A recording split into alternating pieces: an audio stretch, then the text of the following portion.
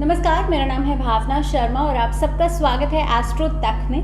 मैं आपसे बात करूंगी आज 5 जुलाई को पड़ने वाले चंद्र ग्रहण के बारे में, लूनर इक्लिप्स के बारे में, जो कि पड़ रहा है इस बार गुरु पूर्णिमा पर। ये पेनम्ब्रल लूनर इक्लिप्स रहेगा, यानी कि उपछाया चंद्र ग्रहण रहेगा। और उपछाया चंद्र ग्रहण का मतलब होता है कि जब सूर्य और चंद्रमा के बीच में पृथ्वी आ जाती है, लेकिन पृथ्वी की कुछ छाया ही चंद्रमा के हिस्से को ढक पाती है। इसीलिए चंद्रमा इस ग्रहण में पूरी तरह से अदृश्य, यानी कि ढकता नहीं है, उसका कुछ हिस्सा, कुछ पार्ट जो है वो नहीं दिखाई देता है। लेकिन हम बात करें कि इंडिया में इस बार का ये जो लूनर इक्लिप्स रहेगा 5 जुलाई को पड़ने वाला, जो गुरु पूर्णिमा पर पड़ रहा है, ये दिखाई नहीं देगा। तो इसीलिए किसी भी तरीके की भ्रांति या मिथ फैलाने की ज़रूरत नहीं है। अब बात कर ले कहाँ कहाँ दिखाई देगा, तो ये नॉर्थ अमेरिका, साउथ अमेरिका के कुछ हिस्सों में दिखाई देगा, इसके अलावा यूरोप के कुछ हिस्सों में दिखाई देगा।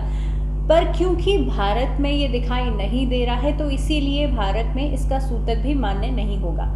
किसी भी तरीके की सूतक की जो सावधानियां होती हैं, जो आपसे कहा जाता है कि आप पूजा पाठ मत कीजिए उस समय पर, मूर्ति पूजन आपको नहीं करना है, मंदिर के कपाट बंद कर देने हैं, प्रेग्नेंट लेडीज़ को खासतौर पे सावधानी बरतनी है। तो इस तरह की जो बातें हैं वो आपको नहीं करनी है। इस तरह की किसी भी तरीके की जो प्रिकॉशंस हैं वो आपको नहीं लेनी है, क्योंकि भारत में इसका सूतक मान्य नहीं है। अब बहुत इंपॉर्टेंट बात यह है कि कोई चंद्र ग्रहण पड़ता है, ये यानी कि जो लूनर इक्लिप्स होता है, चंद्रमा वैसे भी जल तत्व का कारक है। तो इसको अगर हम बेसिक कॉन्सेप्ट से समझने की कोशिश करें, तो बिकॉज जो मून है वो जब इफेक्ट होता है, उस पर जब ग्रहण पड़ रहा है, तो जाहिर तौर पर मून, जो चंद्रमा है, जब हम देखते हैं कि एकादशी की तिथि आती है, तो एकादशी का फास्ट भी पूर्णिमा तिथि पर अपने फोकस को मेंटेन करने के लिए आप स्टेबल रहें उस समय पर, क्योंकि मानसिक तौर से आपको प्रभावित करता है ना। चंद्रमा एस्ट्रोलॉजी में भी जल तत्व का कारक है, और दूसरी चीज़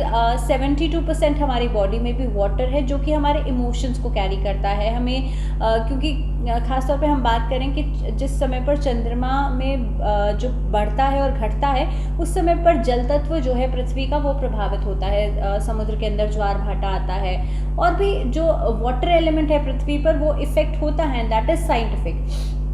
अब दूसरी बात, क्योंकि चंद्रमा प्रभावित हो रहा है और चंद्रमा पर ग्रहण लग रहा है, तो सूतक के नियम लागू नहीं होंगे। किसी तरीके की कोई यहाँ पर और आपको मिथ नहीं मानना है। लेकिन क्योंकि आपको मानसिक तौर से इस समय पर परेशानी ज़रूर हो सकती है, ये वैसे भी 2020 का एक ऐसा पेंडेमिक पीरियड चल रहा है जिस समय पर पेंडेमिक डिजीज़ आसपास फैली हुई है। तो इसलिए सबसे ज़्यादा सावधानी जो आप लोगों को बरतनी है, वो बरतनी है मानसिक तौर से, क्योंकि जो मून है वो आपके अंदर मूड स्विंग्स लेकर के आ सकता है, आपके अंदर डिप्रेशन वाली, एंग्जाइटी वाली स्टेट लेकर के आ सकता है। इस समय पर पूरी, मुझे लगता है कि हर एक कंट्री जो है लॉकडाउन से होकर के निकली है, अब अनलॉक 1, अनलॉक 2 में हम आ चुके हैं। तो I think this is the time जिसमें कि आपको सबसे ज़्यादा अपने माइंडसेट को यहाँ पर फोकस बनाने की ज़रूरत है, यहाँ पर चीज़ों को ठीक करने की ज़रूरत है। तो इसीलिए क्योंकि ये इसी श्रृंखला का तीसरा ग्रहण पड़ेगा,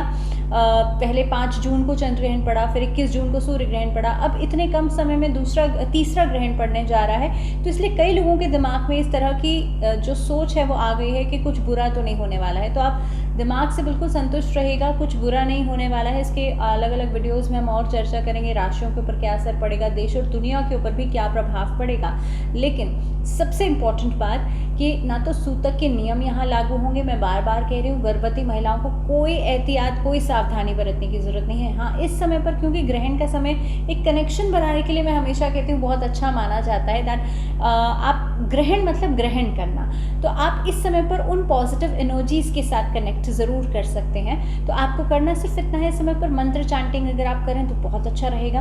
मंत्र चांटिंग, आप नमः शिवाय का जाप कर सकते हैं, भगवान शिव के मंत्रों का जाप कर सकते हैं। भगवान शिव को तो आदि योगी कहा जाता है ना, तो इसीलिए आप भगवान शिव के मंत्रों का जाप कीजिए। भगवान शिव चंद्रमा को अपने मस्तक पर विराजमान करते हैं, तो जिस समय पर चंद्रमा ग्रसित होगा उस समय पर भगवान शिव के मंत्रों का जाप बेहद लाभकारी रहेगा।